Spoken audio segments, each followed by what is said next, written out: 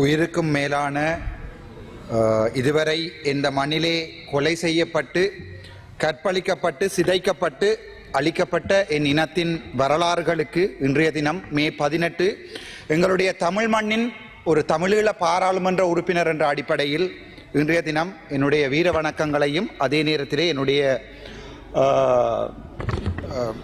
என்னுடைய அஞ்சலிகளையும் செலுத்தி கொண்டு மே 18 ஒரு இனப்படுகொலை, ஒரு இனம் அழிக்கப்பட்ட நாள், ஒரு இனம் சிதைக்கப்பட்ட நாள், ஒரு போராட்டம் காட்டி கொடுக்கப்பட்ட நாள்.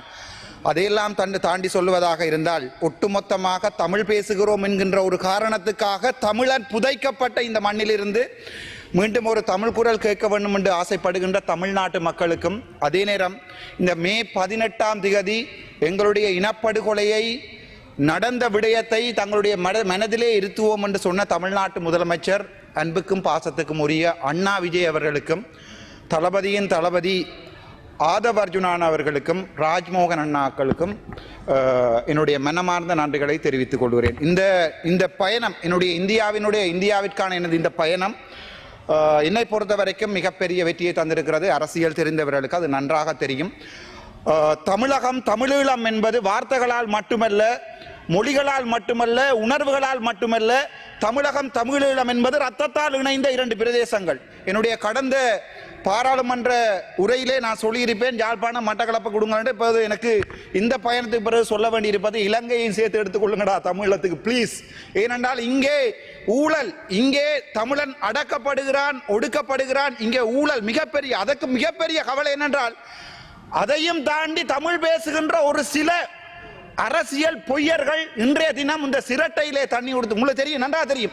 இதில் தமிழ் கேட்டுக்கொண்டிருக்கின்ற, தமிழிலே கேட்டுக்கொண்டிருக்கின்ற யாருக்குமே அல்லது சிங்களத்திலே உரையை கேட்டுக்கொண்டு இருக்க தெரியும். இந்த பாராளுமன்றத்திலே சிங்கள பாராளுமன்ற உறுப்பினர்களும் தமிழ் பாராளுமன்ற உறுப்பினர்களும், எங்களுடைய கதிரையில் இருக்கின்ற சபாநாயகரை கூட நான் அக்கா என்று தான் பாராளுமன்றத்தில் கதைப்பேன். ஆனால் தமிழனுக்கும் சிங்களனுக்கும் இங்கே பாராளுமன்றத்திலே வேற்றுமைகள் இல்லை.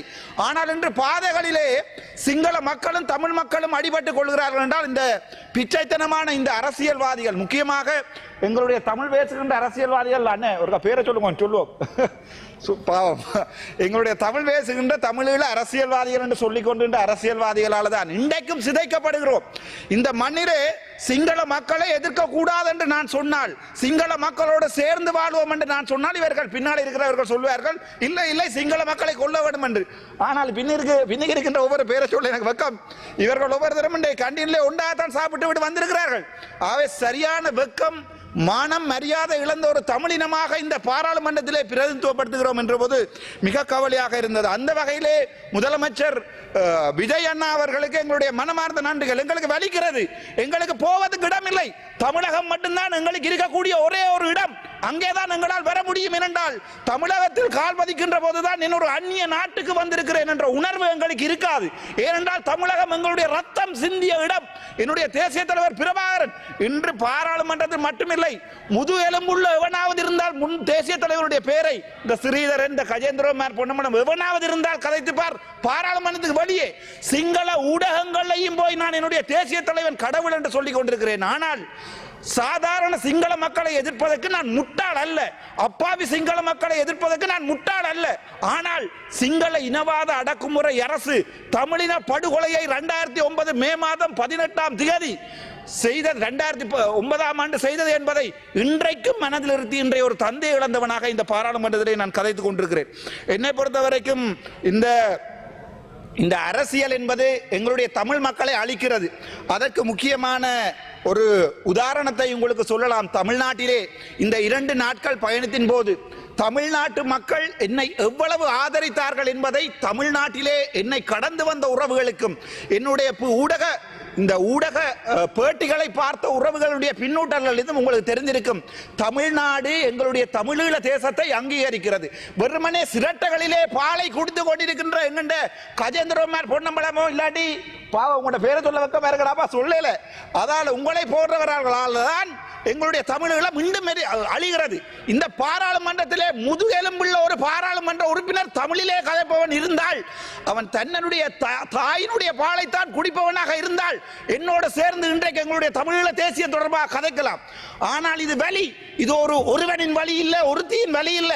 இசைப்பிரியா மட்டுமில்ல, 1000 இசைப்பிரியாக்கள் புதைக்கப்பட்ட மண்ணிலே என்று புத்தக கோயில்கள் கட்டப்படுகிறது. எங்களுடைய வழிகளை எவனுமே கேட்பதற்கு தயாராக இல்லை. இங்கே காட்டி கொடுக்கிறோம், பெத்த தாயை காட்டி கொடுக்கிறோம், தங்கையை காட்டி கொடுக்கிறோம், அக்காவை காட்டி கொடுக்கிறோம், ஒரு தமிழ் இனத்தை காட்டி கொடுக்கிறோம். ஒரு காட்டி கொடுக்கின்ற இனத்தோடு தான் நாங்கள் வாழ்ந்து கொண்டிருக்கின்ற போது சிதைக்கப்பட்ட ஒரு இனத்தில் இருந்து உங்களிடம் கேட்கிறேன், மறுபடியும் எங்களுடைய மக்கள் நிம்மதியாக வாழ வேண்டும் என்றால் அதற்குரிய அரசியலை என்னை செய்ய விடுங்கள். ஒரு விடயம், நான் எங்களுடைய அண்ணன் சீமான் அவர்கள் அன்றைய தினத்தில் சொல்லியிருந்தார், அவன் என்னடா என்று சொல்லி கேவலமான வார்த்தைகளை எல்லாம் கதைச்சிருந்தார். அண்ணே நல்லா நீங்க இந்தியாவில், நான் இந்தியாவுக்கு வரையிலன்னா ஆயுதம் கொண்டு வரையிலாது, இந்த ஆயுதம் கொண்டு வரையில இருந்தா நான் உன்னை சுற்றுப்பேன்டா. நல்ல ஆழம் நீ இப்போது இந்தியாவில், ஏனென்றால் இந்திய மக்கள் நல்லவர்கள். எங்களுடைய தேசியம் கதைக்கப்படுகின்ற போது உன்னை அவர்கள் தேசியம் கதைக்கிறா என்பதற்காக பார்க்கிறாடே, சுற்றுப்பட்டா நீ வந்திருந்தீன்னா யாழ்ப்பாணத்தில் உன்னை வெடி வச்சிருப்பேன். ஆனால் இப்போது இந்தியாவில் பாதுகாப்பாக இந்தியாவில் இருந்து கொள், திரள்நிதி வரும், வேண்டு சாப்பிடு, தின், மலம்களி, அப்படியே இரு எங்களுக்கு. ஆனால் எங்களுடைய இனத்தை விற்காத, எங்களுடைய வலிகளை விற்காத. எனக்கு வலிக்குது, என் அம்மா சாத்திருப்பா, என்னுடைய தந்தை இறந்திருக்கிறார், என்னுடைய தாய் இறந்திருக்கிறார், கற்பழிக்கப்பட்டிருக்கிறார், எங்களுக்கு வலியடா விற்காத. அவ்வளவுதான் உன்னோட கேட்கிறேன். தாராளமாக திரள்நிதி வேண்டு கொள்ளு, உன்னுடைய வயிற்றை நிரப்பிக்கொள்ளு, எனக்கு பிரச்சனை இல்லை. இந்த விடயத்தை நான் சிங்களத்திலே சொல்ல விரும்புகிறேன்.